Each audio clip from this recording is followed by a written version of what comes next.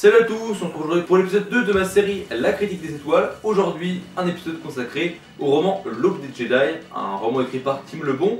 Comme d'habitude, je vais vous faire une critique sur ce roman, c'est-à-dire vous faire un résumé et vous donner mon avis. On est parti.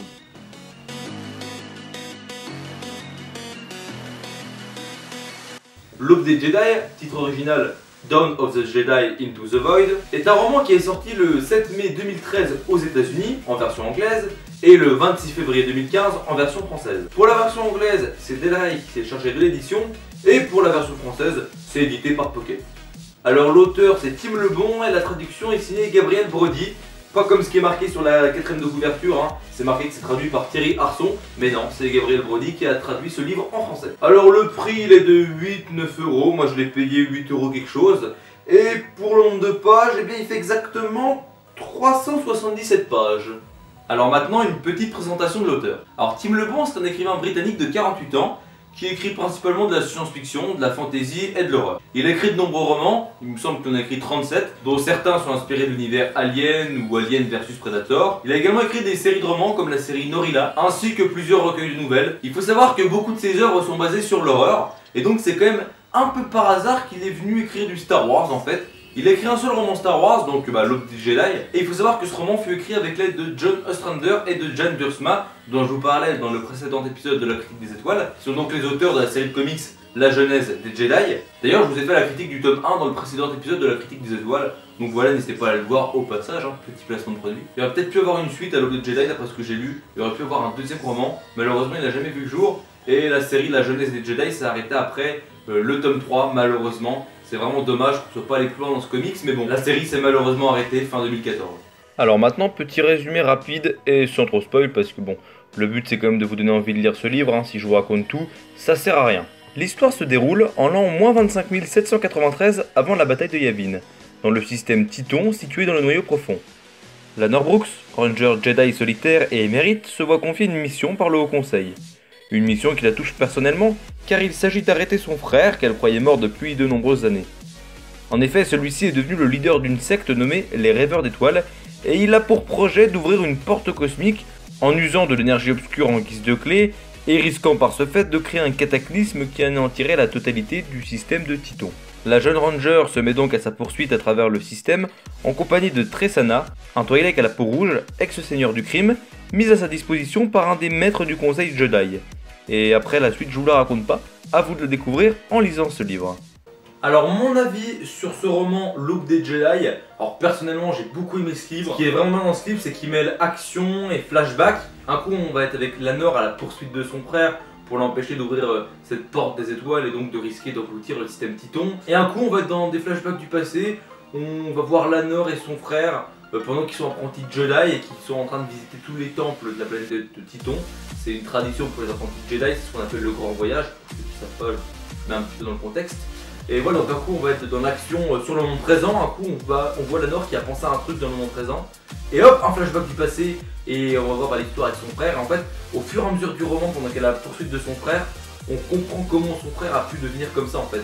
Parce que déjà de base, son frère c'était quelqu'un qui n'était pas très ouvert à la force, et au fur et à mesure des flashbacks, on voit que peu à peu, il devient vraiment pas du tout ouvert à la force, il devient vraiment fermé, et son frère il devient un petit peu fou quoi. Et on le voit au fur et à mesure des flashbacks, et c'est vraiment super intéressant parce qu'on a une continuité comme ça dans l'histoire. C'est-à-dire qu'au fur et à mesure qu'elle se rapproche de son frère, elle pense à des trucs, et au fur et à mesure elle se rappelle des étapes qui ont amené son frère à devenir comme ça en fait. Devenir un petit peu un fou, un fanatique comme ça qui a envie de découvrir d'autres choses, qui a envie de découvrir les étoiles, parce que c'est ça le principe des Rêveurs d'étoiles, c'est d'aller autre part que dans le système Titon. Et donc grâce à ces flashbacks on voit ce qui l'a conduit à devenir comme ça, et c'est super intéressant de faire justement action, puis flashback, et dans les mêmes chapitres bien sûr. Dans le même chapitre tu vas par exemple avoir 10 pages d'action, 5 pages de flashback. C'est super intéressant cette façon de raconter l'histoire avec en mêlant les flashbacks et l'action présente. C'est intéressant, j'avais jamais vu ça avant personnellement, donc j'ai beaucoup aimé. En plus ce que j'ai bien aimé aussi, c'est qu'à chaque chapitre, vous avez en petite intro du chapitre en italique, une phrase, une citation d'un maître Jedi, que ce soit un ancien maître Jedi qui date d'il y a très très longtemps, de plusieurs milliers d'années, ou bien un maître Jedi récent, ou même par exemple le frère de Lanor, ou Lanor elle-même. Enfin c'est super intéressant, on a une citation à chaque fois, et c'est des citations qui sont bien formulées, bien construites, et franchement c'est super intéressant. Franchement c'est un très très bon livre. Alors c'est un livre vraiment prenant, intéressant, Il y a beaucoup de découvertes dans ce livre parce que on n'est pas vraiment habitué à lire du Star Wars aussi vieux, si j'ose dire. Ça se passe quand même plus de 27 000 ans avant la bataille de Yavin. Donc à l'époque, il n'y avait pas les sabres laser. On découvre d'autres planètes, on découvre un peu comment ça se passait à l'époque, l'organisation, voilà, la hiérarchie, les Jedi et les différents vaisseaux. Même si on ne voit pas d'image des vaisseaux, on peut s'imaginer à quoi ils ressemblent. On découvre différentes planètes avec des modes de vie différents. Enfin, c'est vraiment super intéressant, je trouve. Et c'est un livre qui nous fait découvrir plein de choses, comme d'habitude, hein, quand on lit un livre Star Wars ou qu'on regarde un film, ça nous fait voyager. Bah là, ça nous fait également voyager. C'est un aspect de Star Wars qu'on n'imagine pas forcément. Par exemple, les Jedi qui se battent avec des épées. C'est un côté vraiment différent, un côté old school, comparé aux autres romans, aux comics Star Wars qu'on peut lire. Donc, vraiment, je trouve ça super intéressant. C'est notamment aussi grâce à ça que ce livre est vraiment original et que la série de BD La Jeunesse des Jedi est originale. Voilà, franchement, c'est un livre très très intéressant, j'ai beaucoup aimé. Alors, personnellement, comme note, je donnerais une note de 7,5 sur 10, en étant quand même assez sévère, parce que je trouve que c'est très bien écrit, que c'est vraiment prenant. Je me suis pas ennuyé dans ce livre, mais ouais, c'est pas non plus un livre que je lirais 3-4 heures de suite sans pouvoir m'arrêter parce que je suis à fond dedans. Mais c'est pas non plus un livre où je me dis au bout de 20 minutes, oh c'est chiant, ah ouais mais c'est chiant. Certes, il y a des passages un petit peu à vide, si j'ose dire, où c'est un peu moins intéressant, mais je trouve que c'est quand même assez rare. Le roman jouit d'un bon rythme, et il est vraiment intéressant, il est vraiment prenant, on est dedans, du début à la fin, donc voilà, 7,5 sur 10, je pense que c'est une note juste. J'ai plus qu'à vous inviter à le lire. Merci à tous d'avoir regardé cette vidéo et cette critique des étoiles consacrée au roman L'Aube des Jedi. N'hésitez pas à le lire, franchement c'est un très bon roman comme je vous le dis. En plus c'est un des seuls romans, une des seules œuvres Star Wars qui traite de l'époque vraiment ancienne avant la Nouvelle République. À part la série de comics La Jeunesse des Jedi et ce roman L'Aube des Jedi, pas d'autres œuvres Star Wars qui datent de la pré-république, c'est-à-dire bien avant l'Ancienne République. Donc franchement c'est super intéressant de lire ce genre de livre parce que comme je vous l'ai dit, on voyage, on découvre un autre côté de Star Wars, un côté un peu plus ancien, où t'as pas les sabres laser, tout ça, où c'est assez restreint, c'est pas la galaxie tout entière, c'est juste un système.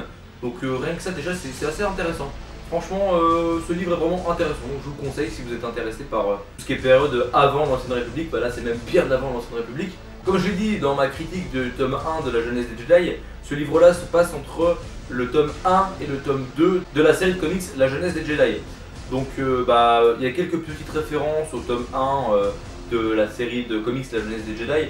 Il n'y en a pas tant que ça, c'est pas obligatoire d'avoir lu les comics avant, même si c'est quand même mieux pour la compréhension de l'histoire, déjà c'est mieux, parce que c'est vrai que dans La Jeunesse des Jedi on nous introduit déjà l'histoire avec les Toyors, on nous parle du conseil Jedi, des maîtres, des différents grades. Donc c'est quand même mieux d'avoir lu le tome 1 de La Jeunesse des Jedi avant de lire ce livre, ça nous permet de bien comprendre tout simplement le roman.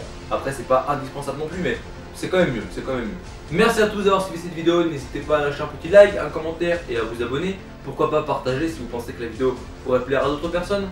J'espère que cette petite facecam vous aura plu, voilà. N'hésitez pas à me donner vos avis en commentaire, c'est important, qu'ils soient négatifs ou positifs. Tant que c'est constructif, moi je prends. Je vous dis à la prochaine, c'était l'apprenti Jedi, portez-vous bien et que la force soit avec vous, jeune Padawan.